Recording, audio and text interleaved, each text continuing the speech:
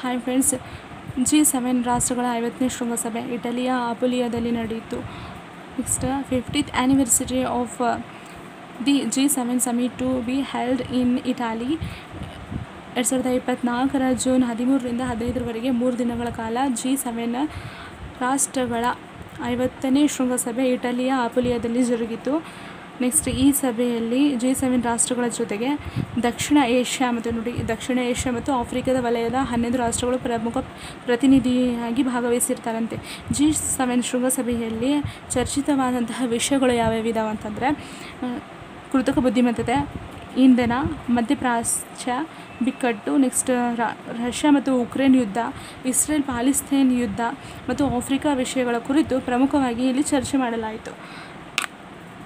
Ukraine $50 billion ಸಾಲ ನೀಡಿರುವ ಒಪ್ಪಂದ. ಹೌದು, ಮುಟ್ಟುಗೋಲು ಹಾಕಿಕೊಂಡಿರುವ ರಷ್ಯಾದ ಆಸ್ತಿಗಳ ಆಧಾರದ ಮೇಲೆ ಉಕ್ರೇನ್ಗೆ $50 ಬಿಲಿಯನ್ ಅಷ್ಟು ಸಾಲ ನೀಡುವ ಒಪ್ಪಂದಕ್ಕೆ G7 ರಾಷ್ಟ್ರಗಳ ಶೃಂಗಸಭೆಯಲ್ಲಿ ಒಪ್ಪಿಗೆ ನೀಡಲಾಯಿತು. ಇದರಿಂದಾಗಿ ರಷ್ಯಾದ ವಿರುದ್ಧ ಹೋರಾಡಲು ಉಕ್ರೇನ್ಗೆ ಬೆಂಬಲ ನೀಡಿದಂತಾಗುತ್ತದೆ.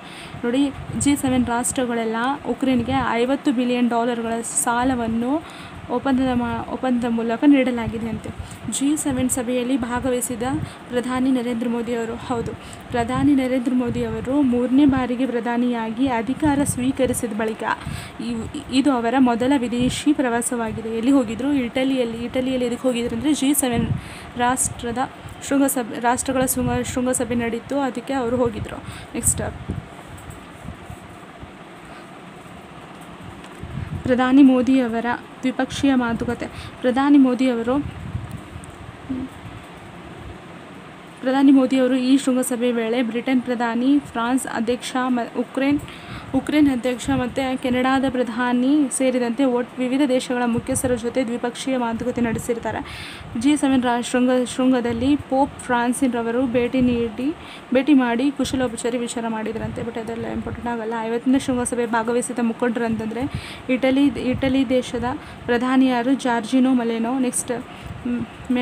ನೆಕ್ಸ್ಟ್ ಅಮೆರಿಕದ ಅಧ್ಯಕ್ಷ ಜೋ ಬೈಡನ್ ಅವರು, ಫ್ರಾನ್ಸ್ ದೇಶದ ಅಧ್ಯಕ್ಷ ಎಮ್ಯಾನ್ಯುಯಲ್ ಮ್ಯಾಕ್ರಾನ್, ನೆಕ್ಸ್ಟ್ ಅದೇ ರೀತಿ ಜಪಾನ್ ದೇಶದ ಪ್ರಧಾನಿಯಾಗಿ ಫುಮಿಯೋ ಕಿಶಿದಾ ಅವರು ಭಾಗವಹಿಸಿರ್ತಾರೆ. ನೆಕ್ಸ್ಟ್ ಕೆನಡಾದ ಪ್ರಧಾನಿ ಜಸ್ಟಿನ್ ಟ್ರುಡೋ, ಅದೇ ರೀತಿ ಬ್ರಿಟನ್ನ ಪ್ರಧಾನಿಯಾದಂತಹ ರಿಷಿ ಸುನಕ್ ಅವರು G7 ಶೃಂಗಸಭೆಯಲ್ಲಿ ಭಾಗವಹಿಸಿರ್ತಾರೆ. ನೆಕ್ಸ್ಟ್ ಜರ್ಮನಿಯ ಚಾನ್ಸಲರ್ ಒಲಾಫ್ ಸ್ಕೋಲ್ಜಾ ಅವರು ಭಾಗವಹಿಸಿರ್ತಾರೆ. ಯುರೋಪಿಯನ್ ಒಕ್ಕೂಟದ ಆತಿಥ್ಯ ರಾಷ್ಟ್ರಗಳಂದರೆ ಅಧ್ಯಕ್ಷ ಉರ್ಸುಲಾ ವಾನ್ ಡೆರ್ ಲೆಯನ್ ಅವರು ಭಾಗವಹಿಸಿರ್ತಾರೆ. ಟೋಟಲ್ 50ನೇ ಶೃಂಗಸಭೆಯಲ್ಲಿ ಭಾಗವಹಿಸಿದ್ದ ಪ್ರಮುಖ ನಾಯಕರುಗಳು ಇವರಾಗಿದ್ದಾರೆ.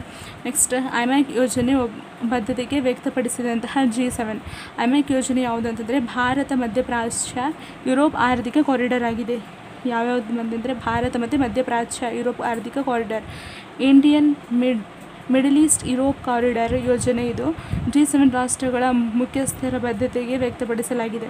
ಭಾರತ ಯುನೈಟೆಡ್ ಅರಬ್ ಎಮಿರೇಟ್ಸ್ ಮತ್ತು Saudi Arabia, next America, next European ನಡುವೆ ಬೃಹತ್ತಾದ ರೈಲು, ರಸ್ತೆ ಮತ್ತು ಹಡಗು ಮಾರ್ಗಗಳ ರೂಪಿಸುವಂತಹ ಆಲೋಚನೆ ಇದೆ. ಈ ಮೂಲಕ ಏಷ್ಯಾ, ಮಧ್ಯಪ್ರಾಚ್ಯ ಹಾಗೂ ಪಶ್ಚಿಮ ದೇಶಗಳನ್ನು ಬೆಸೆಯುವುದು ಈ ಯೋಜನೆ ಪ್ರಮುಖ ಉದ್ದೇಶವಾಗಿದೆ. ಯಾವ್ಯಾವ ರಾಷ್ಟ್ರಗಳು ಬರ್ತಾವೆ ಅಂತಂದರೆ ಫಸ್ಟ್ ಆಫ್ ಆಲ್ ಭಾರತ ಬರುತ್ತೆ, United Arab Emirates, Saudi Arabia, America, ಯುರೋಪಿನ ಬೃಹದಾಕಾರದ ರೈಲು ಮತ್ತು ಮಾರ್ಗಗಳನ್ನು ರೂಪಿಸುವಂಥ ಆಲೋಚನೆ ಇದೆ. ನೆಕ್ಸ್ಟ್ ಈ G7 ರಾಷ್ಟ್ರಗಳ ಒಕ್ಕೂಟವು ಅಭಿವೃದ್ಧಿ ಹೊಂದಿದ ಮತ್ತು ಕೈಗಾರಿಕಾ ರಾಷ್ಟ್ರಗಳ ಒಕ್ಕೂಟವಾಗಿದೆ. ಈ ರಾಷ್ಟ್ರಗಳ ಒಕ್ಕೂಟ Canada, France, Germany, Italy, Japan, UK ಮತ್ತು ಅಮೇರಿಕಾ ರಾಷ್ಟ್ರಗಳಿವೆ. G7 ಒಕ್ಕೂಟದಲ್ಲಿ ಯಾವ್ಯಾವ ರಾಷ್ಟ್ರಗಳಿದ್ದಾವೆ ಅಂತಂದರೆ ಕೆನಡಾ ಇದೆ, France, Germany, Italy, Japan, UK, America. Canada, France, Germany, Italy, Japan, UK ಮತ್ತು ಅಮೇರಿಕಾ ರಾಷ್ಟ್ರಗಳು ಕೂಡಿ ಅಭಿವೃದ್ಧಿ ಹೊಂದಿದಂತಹ ರಾಷ್ಟ್ರಗಳಿವೆಲ್ಲ, ಅದಕ್ಕೆ G7 ರಾಷ್ಟ್ರಗಳು ಅಂತ ಕರೀತಾರೆ. ನೆಕ್ಸ್ಟ್ G7 ರಾಷ್ಟ್ರಗಳ ಒಕ್ಕೂಟದಲ್ಲಿ ರಷ್ಯಾ ದೇಶವು ಇದರಿಂದ ಹೊರಬಂದಿದೆ. ಮೊದಲು ಇದು G8 ಅಂತ ಇತ್ತು, ಈಗ G7 ಆಗಿದೆ. ಇದಕ್ಕಂದರೆ ರಷ್ಯಾ ಹೊರಗಡೆ ಬಂದಿದೆ, ಈಗ G7 ಆಗಿದೆ. ನೆಕ್ಸ್ಟ್ G7 ರಾಷ್ಟ್ರಗಳ ಒಕ್ಕೂಟದ ಸಭೆಗಳು 49ನೇ ಸಭೆ 2023ರಲ್ಲಿ ಜಪಾನ್ನ ಹಿರೋಶಿಮಾದಲ್ಲಿ ನಡೀತು. ಅದೇ ರೀತಿ 50ನೇ ಸಭೆ 2024ರಲ್ಲಿ ಇಟಲಿಯ ಅಲಿಪುಮಾದಲ್ಲಿ ನಡೀತು. ನೆಕ್ಸ್ಟ್ 51ನೇ ಸಭೆಯಲ್ಲಿ ನಡೀತು ಅಂದರೆ 2025ರಲ್ಲಿ ನಡೀತು. ಎಲ್ಲಿ ಅಂತಂದರೆ ಕೆನಡಾ ದೇಶದಲ್ಲಿ ನಡೀತಾ ಇದೆ. ಇದೆಲ್ಲ G7ಗೆ ಸಂಬಂಧಪಟ್ಟಂತೆ ಸ್ಪರ್ಧಾ ವಿಜೇತ ಮ್ಯಾಗಝೀನ್ನ ಪ್ರಮುಖ ಮಾಹಿತಿ ಆಗಿದೆ. Thanks for watching guys.